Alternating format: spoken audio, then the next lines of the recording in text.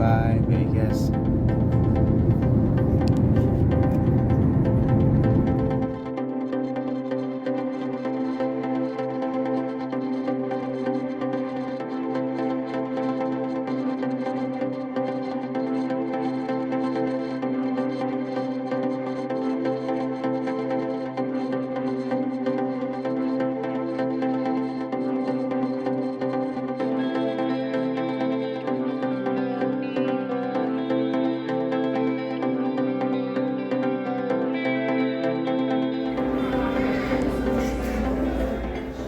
Cracker Barrel, and we're just in time for lunch.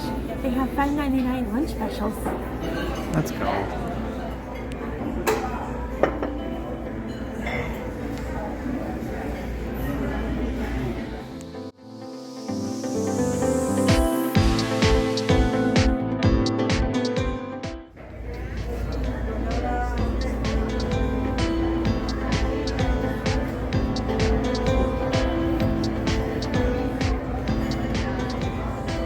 We're ready.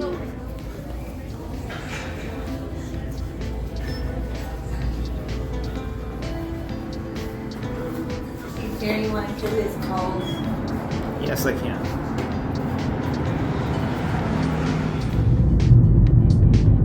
It's not all dry and mountains and desert in Utah. There's a house. Or 5. Or 15. Nice houses, too.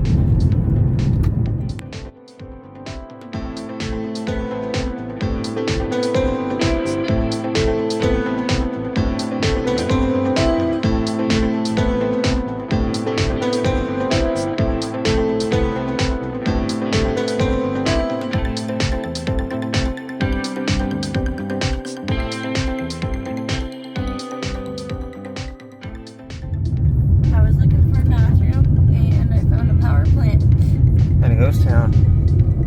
with half the town. Do you have a key? We're on gravel road if you can't hear it, and all we've seen is cattle And cattle guards, and a bunch of private, heated spaces. yeah.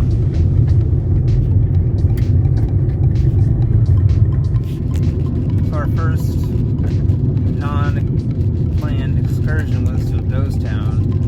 Did not plan on taking. I was honestly just looking for a place on the map that was about 2 hours out from Where we were. St. George, and we were supposed to stop in Cedar City when we came out to Vegas, but now as we go back we're changing our route a little bit just because it doesn't match up with how we want to drive.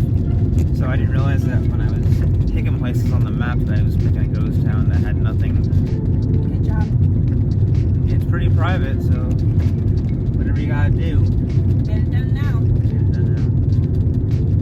But it's kind of cool. It's a lot of scenery, a lot of dirt. It's been a while since I've driven over cattle guards. Looks like we're headed back to the highway and we're going to Wendy's, so hope for the best. Pee break.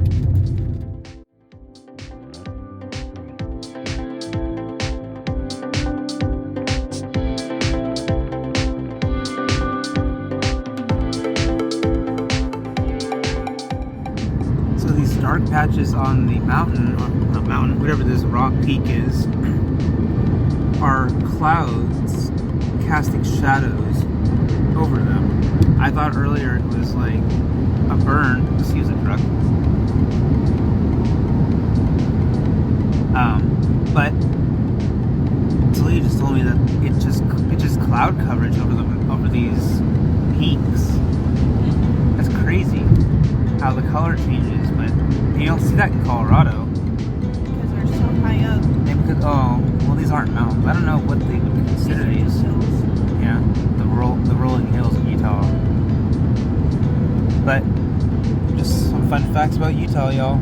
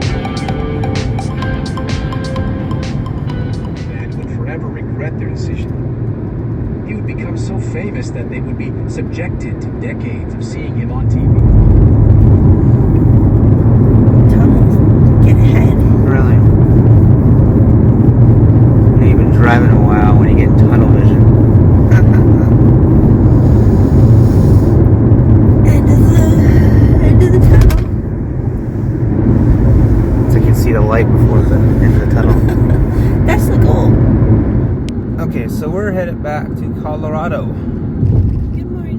Good morning, everyone. We just need to take a day to kind of reflect and think about what we experienced over the last few days, and we wanted to come on and talk to you guys about kind of like not tips, tricks, just sort of some points about what we learned on our trip. So if it becomes rambly, let us know. I think the first thing about Vegas is that it's really hot. I mean, it is summer. You know, it's the desert, but like, it's so hot. If you go to Vegas and you want to enjoy Vegas, depending on what you want to do, if you want to be outside, if you want to see the Strip, depending on what you're trying to do, it really makes a difference to go probably during the spring or winter, because spring and winter are not going to be cold per se. You'll put a jacket on, but it was 107 degrees outside, and just walking from the Venetian to the Bellagio was about a 20-minute walk. We were both pouring sweat. Yeah, and it just felt very uncomfortable, like super hot. It almost felt like there was no oxygen in the air. Yeah, and we've lived in hot places, lived in Texas, lived in Florida, so we know what hot feels like. But this is different. But exerting yourself to get from point A to point B is really hard on the body, and to see the number of children, babies, kids out there, if you're a family, I really suggest, if you're going to do the whole Strip, the Las Vegas Strip experience, to do it at like maybe 5 p.m. Do it at night, or do it, which doing it at night's a lot of fun. But if you're going to travel throughout the day, just be aware of what time of year you're going. Another thing I didn't like about the Strip, I don't know if it's just Las Vegas in general or if it's just where we were, is that the smell of marijuana is everywhere. That was a big thing. The smells were real. You could smell food, which was awesome, but you're hit in the face with so much marijuana because everyone, I feel like, is smoking it. Yeah. Another thing that we found out that was really interesting, and we could do a whole video on this, is if you don't drink and you don't gamble, Vegas is still a fun option for a vacation. We spent $20 each on the slots. We lost it all, but it was fun. And then I like daiquiris. I had one, but you don't necessarily have to drink if you don't drink and you still want to go to Vegas. That's not all there is to do, even though Vegas, I feel like, is like advertised for that, of just Sin City, but it's not what you have to do. It's not what you have to do. There's other things that you can do for fun. And the next thing we kind of took in was eating in Vegas is very expensive. Very. And I wasn't sure what that meant when I was looking at videos about Vegas and learning about like where I wanted to eat, but like, you have some really fantastic options for eating. But if you're eating in the hotels, you're gonna get nicer options, but you're gonna be paying between $30 and $50 for something that's not a plate that's not like steak. Now, if you're wanting to eat steak, it's gonna be 60 to 80 conservatively. Now, if you want a good steak like Wagyu, or if you want anything that's higher quality, it's going to be over $100. If you want to eat at Hell's Kitchen and get a really good steak, I think it's $87. Something like that. Yeah, food in the hotels is expensive. But it was a fun experience. It's an experience. You're on vacation, but just be aware that it's money for food in the hotels. Now, the next thing I think that people don't talk about that you need to have, and I'm not sure if this is like a COVID thing or if this is just a Vegas thing, is if you want to eat somewhere specifically, or if you want to go to the buffets, or if you want to do anything in general in the hotels on the Strip, is you need to have reservations. Like days before you go. Days or even up to a week before you go, because we wanted to go to the Bellagio buffet just to experience it, because you got food from around the world, but it was like Disney. The line was packed.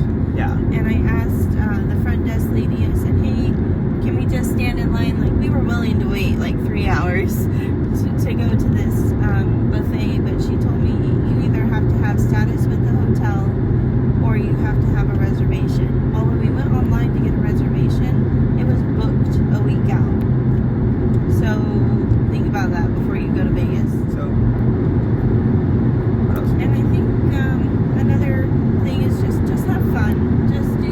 enjoy the time. You enjoy your time and try It's- not to get stifled by the heat. It's overwhelming. There's lots of advertisements for shows, for food, for everything in between. So I felt like it was very overwhelming. Everything is in your face, but even more so than I feel like Times Square. Times Square was fun, but you could enjoy it and get away from the crowds, and you had time to breathe. But I feel like Vegas is like crowded, shoulder to shoulder, the whole strip. I thought New York was going to be overwhelming, and it is. There's a lot of lights, but you can get away from that. You can get into the neighborhoods, go to Brooklyn. You can avoid Times Square and the hustle and bustle of New York if you want to. I suppose you can avoid the strip too. Yeah, I mean, if you want to go to off-strip casinos, but it's just not as accessible because you don't have a subway, you don't have a mode of transportation to get you from point A to point B as easily. So if you don't have a car, you're kind of stuck there, which makes it really hard. Expensive with Uber. And expensive, but like, just enjoy your time. Yeah, have fun. Oh, another thing that that was kind of funny, but also sort of interesting is that along the lines of getting daiquiris everywhere, you can get gelato everywhere. Oh my gosh. Probably more gelato places than daiquiri places are equal. Like I thought that was a Venetian thing because it's Italian themed, but you get gelato at every hotel. Yep, and even on the street vendor, I don't know what they're called, but people that sell like where the daiquiris were on the sidewalk. Oh yeah, it was an option. You get gelato. Gelato. You get gelato on the sidewalk too. Pretty much anywhere you go, just look for a sign. So, like, it is hot out there, but they know it's hot out there. They're selling cold water. They're selling ice cream. They're selling gelato. They're selling daiquiris. They're selling alcohol. So you can stay cool and refreshed. It's just choose wisely. Oh, and for the ladies, choose your shoes wisely. If you're going to be walking around the strip, it's hard on your feet if you aren't wearing good shoes. So, another tip for the ladies is that typically in the evenings, no matter if you're walking on the strip or if you're in the casinos, there's a black dress. Women dress very, very well in the evenings, and I'm not talking about like showgirls or like anything in between that. Just tourists. Just tourists, and it was really fun. I got to wear one too. Just if you want to feel, you know, hot and sexy and fancy and Vegas-y, bring your black dress. And if you want to feel Vegas-y for the guys, you walk around in jeans or shorts and a t-shirt while you're with your hot girlfriend or wife that's dressed up like she's going out to the symphony. I recommend Airbnb over the hotel. Well, that depends on what you want to do. That's true. If you want to save money in Airbnb, I think that you get better value for your Airbnb price because you're doing Airbnb. But if you have status, or if you want to develop status with a hotel and you enjoy gambling and enjoy being in Vegas, you can afford the hotel. Get the hotel. Drive safely. Driving in Vegas is hectic like any other major city. The highways are not worth the drive. If you want to see Vegas, I recommend, if you're staying off-site or if you're around the strip, is just to turn off highways. Turn off the highways on your GPS. Yep. Because you don't see a whole lot, and it's cool to drive in and drive out, but like when you're driving around town, it's quicker and easier to navigate yourself without the highways. I think that about wraps up our reflections of our week. We enjoyed it very much. Would I vacation there again? Probably not, but I would drop in to visit. Like maybe a weekend there. Yeah, maybe that. But I prefer vacations that are like more relaxing and reflective. And this one was like so crowded and so in your face with everything. Well, that'll wrap up our reflection of Vegas.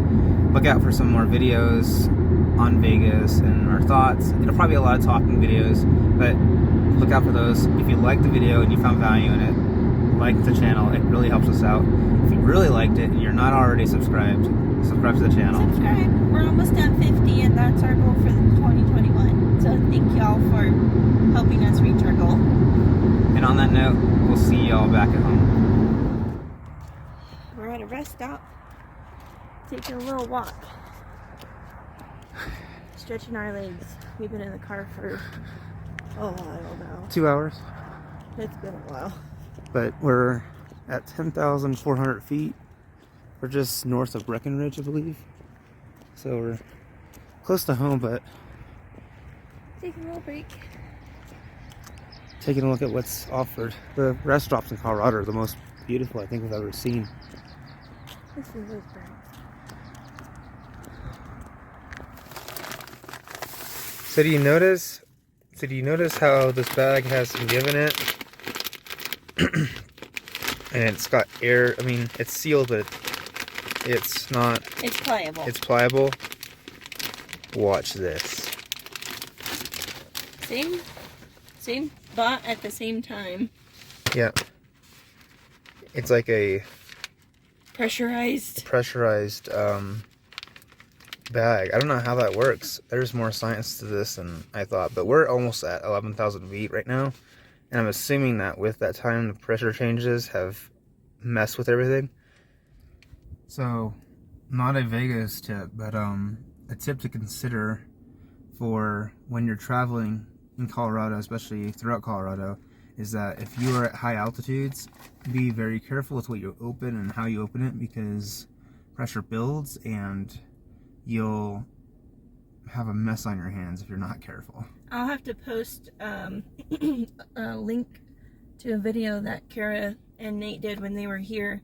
Poor Kara opened a bottle of cinnamon and it exploded all over her face, her jacket, everything. So I'll link that just because it's funny to watch. We're 2.5 hours from home. We're about to finish our book, and we'll see y'all when we get home.